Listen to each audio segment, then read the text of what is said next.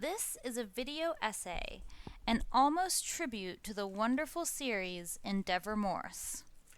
In Season 1, the pilot, we see the introduction of alcohol by the father figure, a friendly beer given to Endeavour Morse by his boss, D.I. Fred Thursday. This video contains spoilers, and Morse does become an alcoholic, albeit a functioning one. This fall from grace at the hands of a father, even a substitute one, is tragic, and Endeavour is a tragic tale. The youth of Morse, played by Sean Evans, is almost too sweet. The strong subtlety conveyed in close-ups of his wide blue eyes, his expression all in his mouth. This is Irish masculinity on film, what's been called the most subtle of all masculinity. As he ages before the audience, we see the descent of the youth of the United Kingdom, from singing church songs in a choir to falling down the steps of a bus, a literal decline, to going to rehab in Season 8, to letting the assumed love of his life get married to his dumbest colleague in Season 9. Morse is beyond tragic because he carries not only his tragedy, but the tragedy of his friends and those around him. In Season 2's Nocturne, we see a distorted version of Alice in Wonderland. Ghosts, trick mirrors and floors, missing girls, and so the theme of Western literature through Morse is established. In Season 2, the finale Blenheim Vale in Neverland, there's a deep dive video on this channel already of this episode. Morse is at a middle of a schism between courage and cowardice of Cowley Station, and he has to watch his coworkers betray him.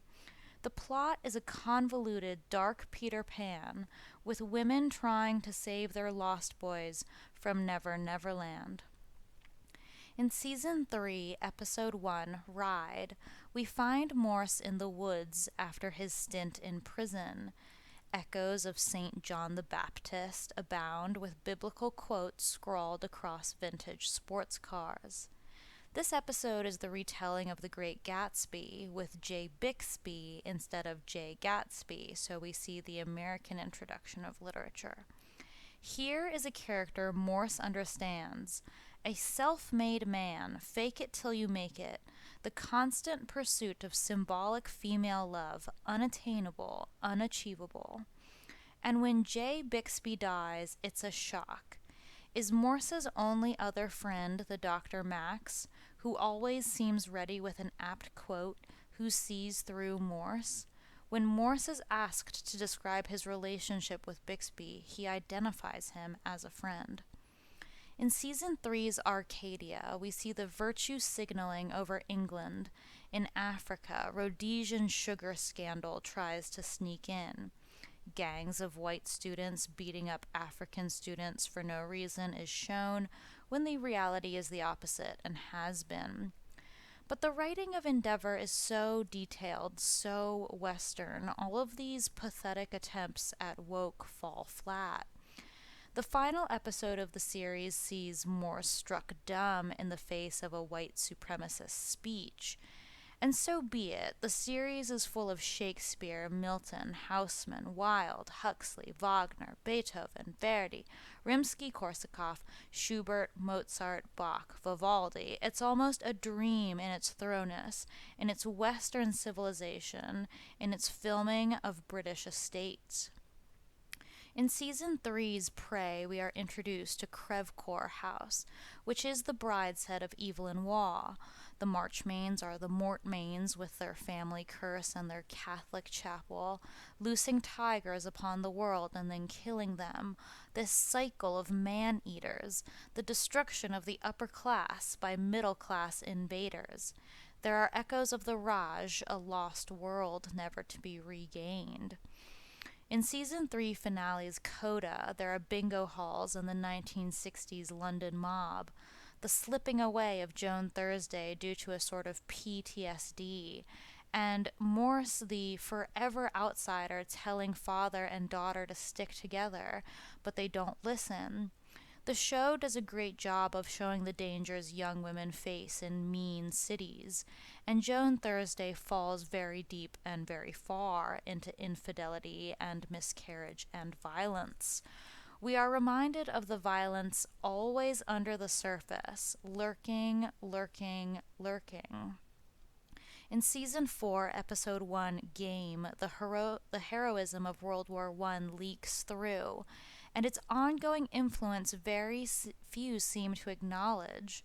We see Dr. Castle placing bricks in his pockets, just as Virginia Woolf put stones in hers to drown.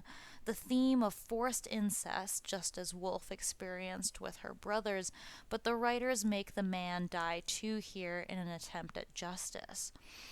Morse is the forever outsider, called pagan by virtue of his non-Christian first name Endeavour, too intellectual for coppers, too much of a detective for highbrows.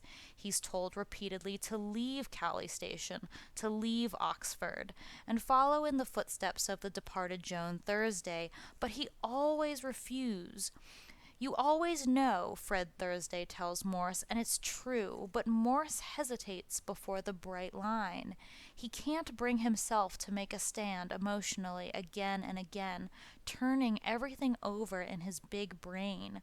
So he is this tortured Prometheus, carrying his torch to people who don't give a damn, constantly interrupting with brilliance, and nobody cares.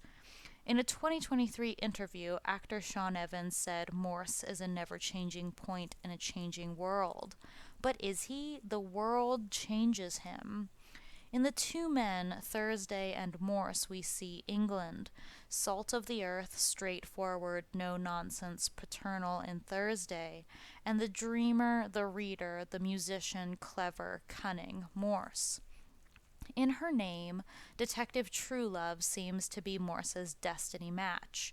Clever, standoffish, intellectual, grim. She also seems to be the spark of the Queen's Gambit before the Netflix film was made due to her chess knowledge. But like Morse, she goes down the wrong romantic path and falls for fancy, and we see her fall away. Morse remains increasingly miserable, turning from Prometheus to Sisyphus. The connection between old and new can't be severed in the show itself, as journalist Dorothea Frazell is played by the actual daughter, Abigail Thaw, of the original Endeavour Morse, John Thaw. In season 4, episode 2, Canticle, we are treated to a popular boy band, the Wildwoods. "You're lonely." "No, I'm not," Morse retorts. And when given hallucinogenics, he trips bad, his inner world a seeming torment.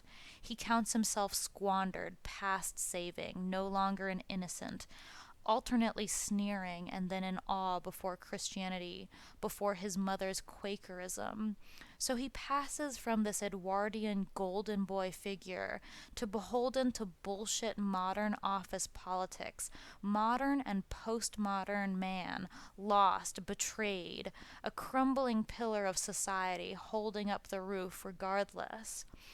Endeavour is worth watching and rewatching because it is so full of detail, from its costumes to its sets to its acting.